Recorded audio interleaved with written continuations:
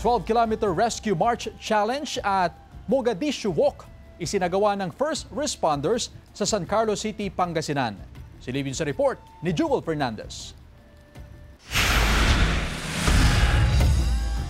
Alas 4 pa lang ng umaga noong linggo, nagtipon-tipon na ang aabot sa 300 responders sa CDRRMO complex sa Barangay Agdao, San Carlos City, Pangasinan. Ang bawat responder nakahanda ng sumabak sa Rescue March o Mass Assembly for Rescue and Care for Humanity Challenge.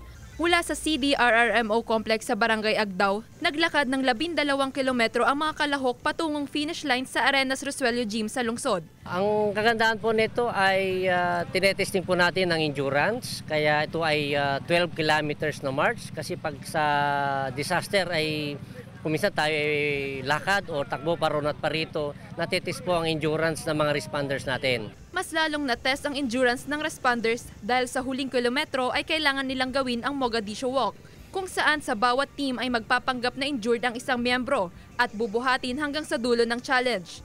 Ito umano ang kauna-unahang Rescue March Challenge sa buong Region 1. Ang isang napakagandang maipapakita po natin dito ay yung tinatawag po natin na commitment to service, lalo pagka may sakuna. Bukod dito, binigyang pugay rin ang dedikasyon sa trabaho at sakripisyo ng mga rescuer, lalo na sa panahon ng sakuna.